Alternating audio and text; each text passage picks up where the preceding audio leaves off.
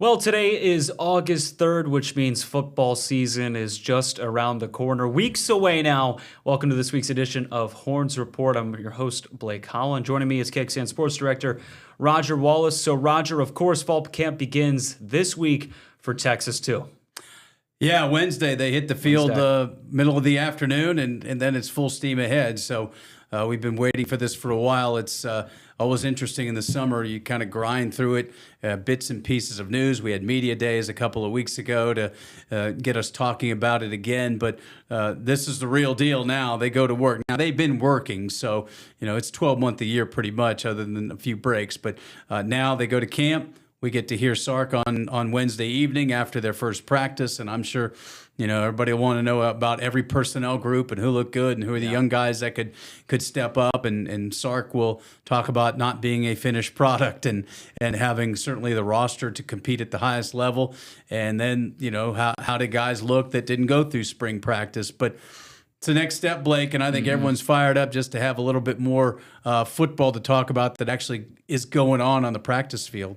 I know SEC Media Days is almost like that appetizer to like the main dish. You're getting excited for it. You get a little taste of college football. But I think Wednesday is going to be that kind of realization factor. Like, hey, the season's right around the corner, and this team, their expectations are sky high. We heard Sarkisian talk about how he wants it to win an SEC and national title, and it all starts, with fall camp, even though they've been practicing just about year round. Yeah, that's right. And for us, we kind of live in a vacuum sometimes, and so for us, it's the content we want. It's something to actually be tangible about football rather than speculation and regurgitating watch lists that are coming out. One came out today that we'll talk about, but certainly I think for the average fan, it's all right. Let's hurry up and get to the season. But the process begins on Wednesday in that next phase of training camp, and then September 5th is the start of it all against Texas State. But a lot of questions to be answered. A lot of Sark talking about the expectations, and no doubt Arch Manning will be a hot topic throughout the summer. Arch Manning's been a hot topic all summer long. Doesn't stop at all with him and Cam Coleman. Also being announced to the Maxwell Award preseason watch list. Now, this is the second straight season. Both of these guys have been selected to this list. Roger, it's another list, but it's just another expectation for this Texas team this season. Yeah, something to talk about, right? There's over 50 names on that watch list, but obviously these are two of the best at their position. Manning a second team, Walter Camp All-American, Coleman a first team. So rightfully so on this list. And then what happens, over the course of 13 weeks, we'll see if either warrant to be, considered as a finalist. But we knew that this would happen. We know they're going to be ranked high when the first polls come out. And then, after that, it's going to be, set them up to knock them down. The fans love to knock you down. So can Texas live up to those expectations? And we've heard about those expectations, all off season. The growth of Arch Manning, his maturity, getting a guy like Cam Coleman in the transfer portal that can really open up the outside for Texas. With these lists, it just kind of shows the expectations, what people think about these guys. But, at the end of the day, Steve Sarkisian, his whole coaching group, they all know what they have inside that building. We can only speculate, right? Yes, and he'll be honest until he doesn't have to be when it comes to what's going on, because once he says it, it's out there for everybody to digest. And clearly, every training camp, some of the storylines are the other guys and who is making progress, who might break into the rotation at this position or that. Receiver is a great example of that because of the three we talk about all the time, and that's Coleman, Ryan Wingo, and Emmett Mosley. So what about receivers 4, 5, and 6? Running backs, we talk about Raleigh Brown and Hollywood Smothers. What about running backs 3 and 4? Last year they went deep into their stable of running backs, and by the time the season ended, you had Christian Clark, who got very little time, earning himself a nice portal deal with South Carolina. So everyone wants to know who's going to play and then who's behind them that will be ready to step in. We kind of saw that with Indiana last year, who won the national title. They just had a lot of depth and experience, and I think that's something Sarkisian really stressed this offseason through the transfer portal was, veteran experience and just building out depth in case of injury. Yeah, two reasons. Depth because of injury, and depth because you want to be able to roll these guys in and not miss a beat. Texas State's at 2:30 in the afternoon. It's going to be blazing hot when they take the field there and throughout most of that ball game. So that's also a part of it. But primarily, to your point, is, if a guy goes down and their starting left tackle is an All-American, Trevor Gooseby, and he was that guy a couple of years ago when All-American Kelvin Banks went down. So certainly so important to be able to go deeper than the guys that we constantly talk about when we kind of graze the surface, both offensively and defensively. Now, kind of wrapping up the Maxwell Award talks, I mean, Coleman and Manning are certainly going to get a lot of attention this year around the country in terms of their production, their connection.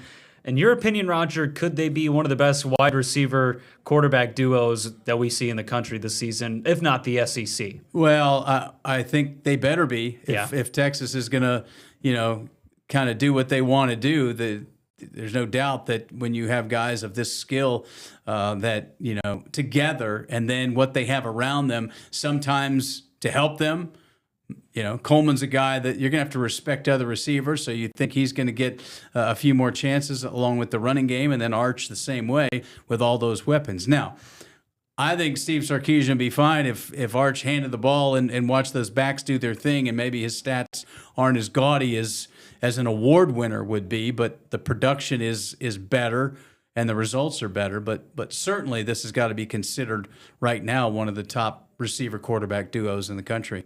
Yeah, so fall camp coming up here on Wednesday. We're taping this on Monday. Obviously, we talked about Manning and Coleman, as a lot of people have across the country all off season. But kind of getting into some more recruiting news now, Roger. Sarkisian landed another big running back in Landon Williams-Callis, a number 3 overall recruit in the class of 2027. In terms of running backs, I should say, a bell cow, a Texas native that certainly knows how to run the rock.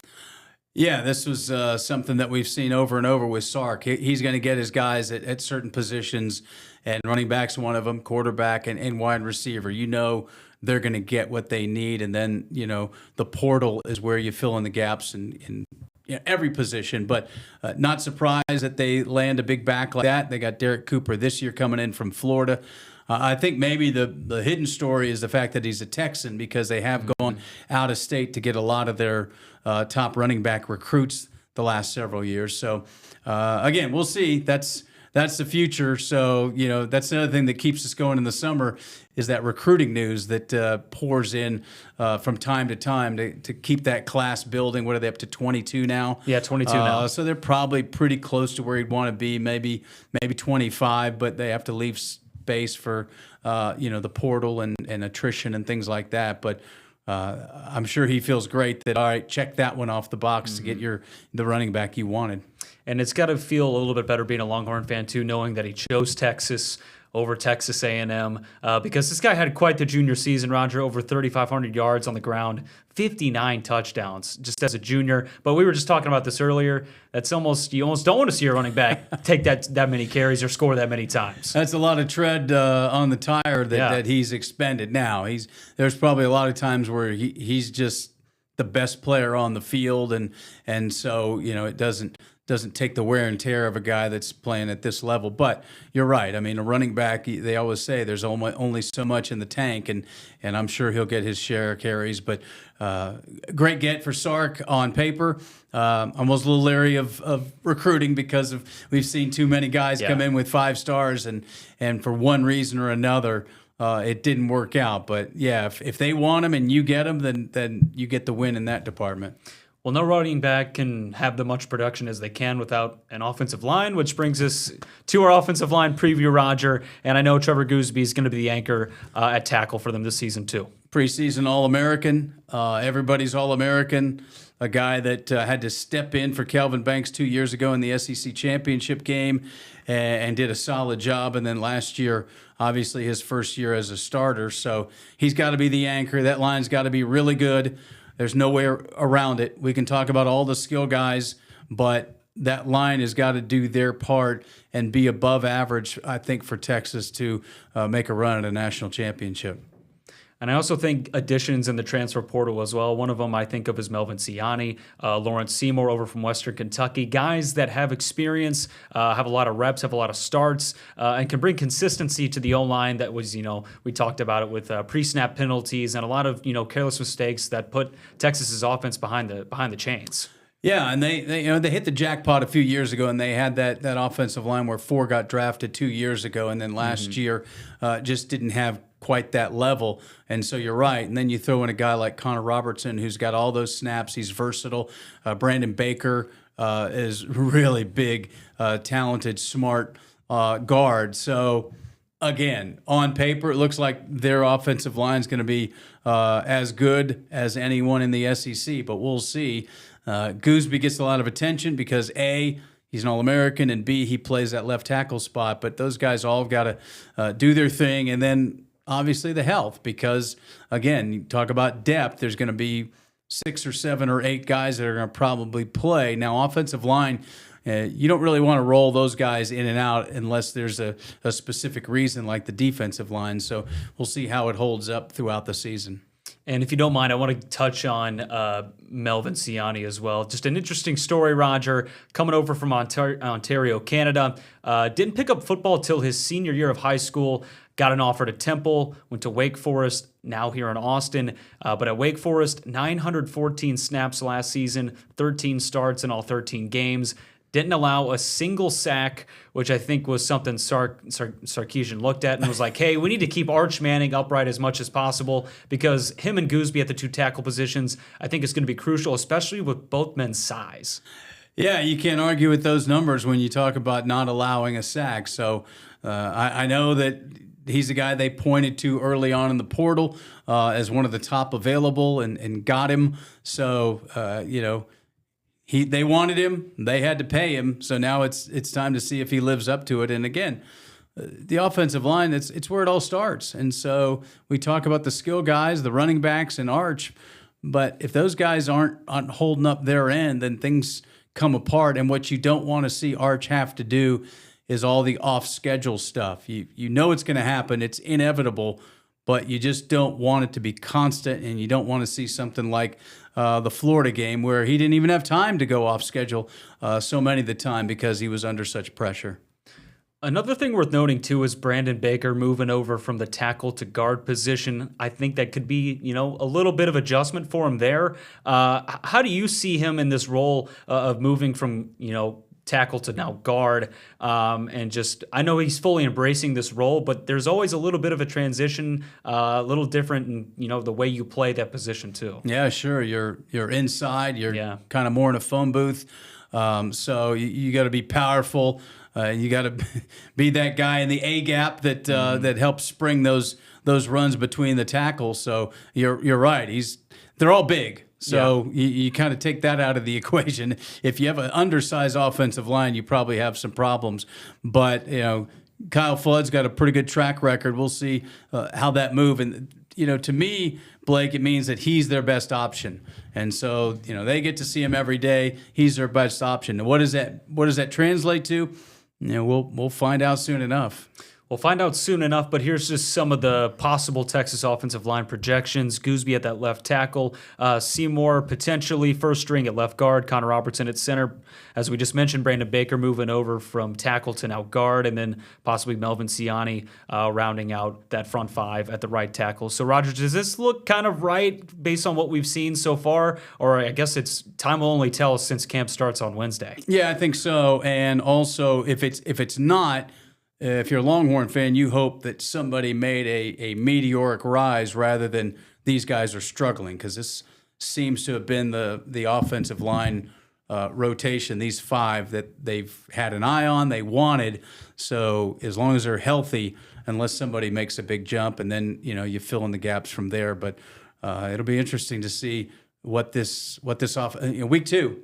The Buckeyes come to town. I'm not discounting Texas State, but that defensive front's not going to be anything like what they're going to see with Ohio State. But it appears that this group can hold their own when you talk about all the position groupings at Texas to be one of the better ones in the SEC.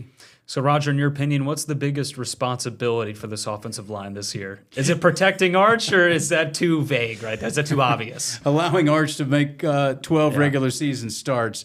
No, I think there's a few things. I think they got to help the backs out and be able to get the short yardage on the goal line.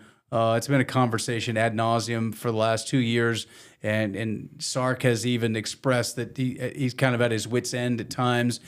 No more glaring example than Ohio State in the Cotton Bowl late in the ball game, and they couldn't punch it in, and then the Ewers strip sack and game over. So I would say that's a start. But then just pass protection and let Arch have a chance to make his reads and not have to throw on the run quite as much as he has, and we know it's going to happen. But to me, those are the big things, and obviously the penalties are no-brainer. That's any offensive line anywhere. You want to make sure you're clean. But I would say, short yardage and letting those backs at least give them something so that they can do their thing.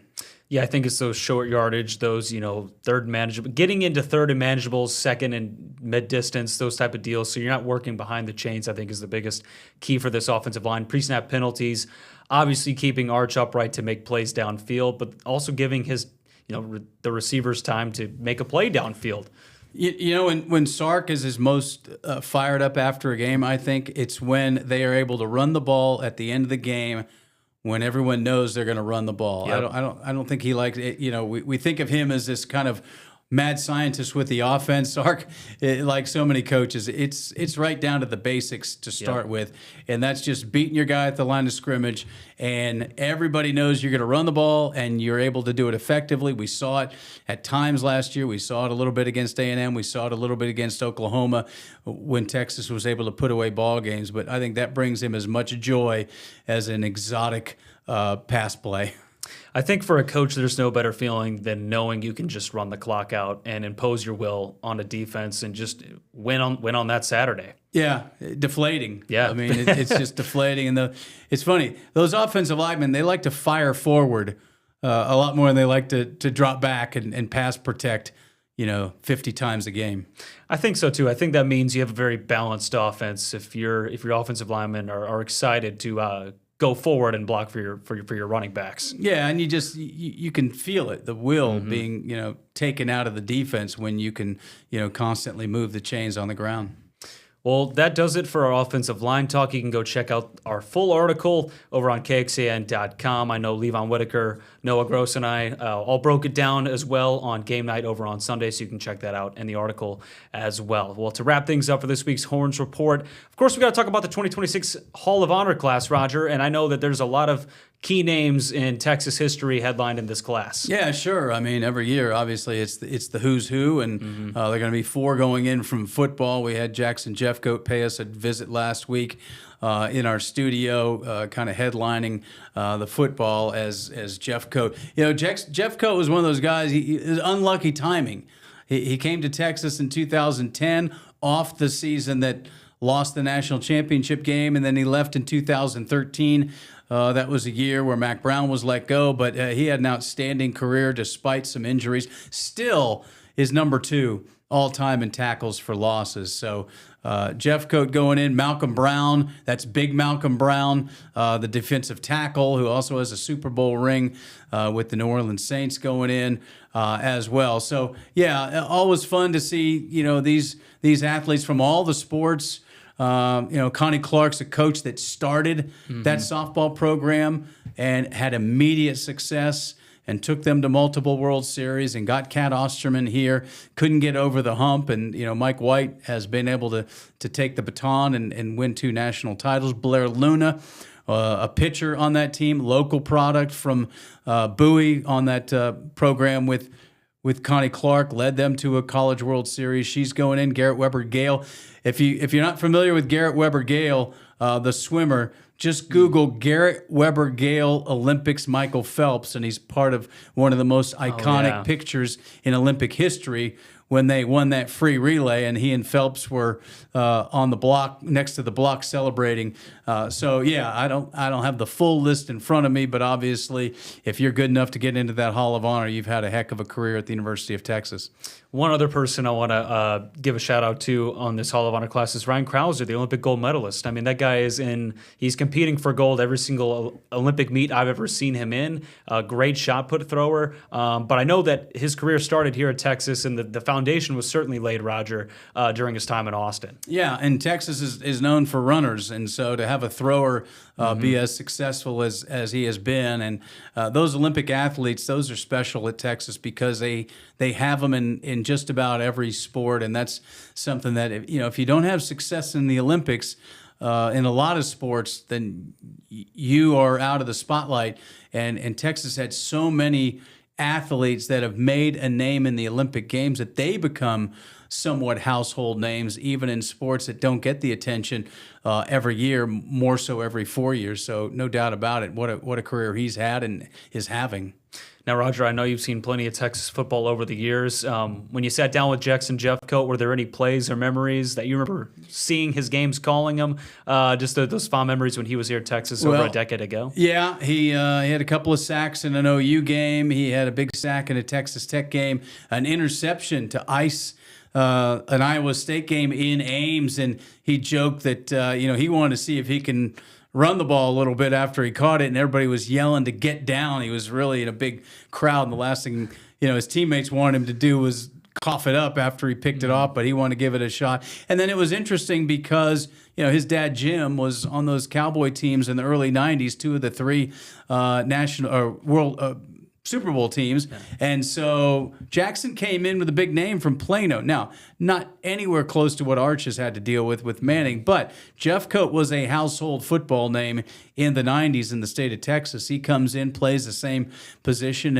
and he talked about, people thought from even a young age that he was just kind of given everything because of his last name, and he had to go out and maybe earn it and then some, and certainly did that here at Texas. I also thought it was cool, too, how he made his transition to the CFL and then won 2 Grey Cups in Winnipeg. That you don't see that very often, but that's pretty cool to see some guy in the CFL go win some Grey Cups instead of Super Bowls. Making the most of it. Yeah. He went undrafted. He got into a couple of camps, but never really stuck in the NFL. So, to go north of the border and play 6 years in Winnipeg and win a couple of Grey Cups in a league that is not defensive friendly. CFL is only slightly above arena football league when it comes to being all about offense. All about offense. Yeah, so that was cool that he's got 2 Grey Cup rings and Pops has got a couple of Super Bowl rings. And remind our viewers, our listeners here, obviously the Hall of Honor is going to be, enshrined the day before the game against UTSA, but at halftime or at some point during the game, they will be honored on the field, correct? Yeah, it'll be September 18th, and I've had the good fortune of emceeing the Hall of Honor the last 2 years, and I'll be there again this year on Friday, September 18th at the LBJ Auditorium. So they'll go in there formally, and then they'll be recognized during the UTSA game on that Saturday, the 19th. Well, there you have it. If you want to go to the Hall of the induction, the award ceremony, you can go check out Roger or the athletes, whichever one you choose. The athletes. The athletes, right? Yeah, exactly. Well, anyway, that'll do it for this week's edition of Horns Report. Thank you so much for tuning in. We'll see you next week.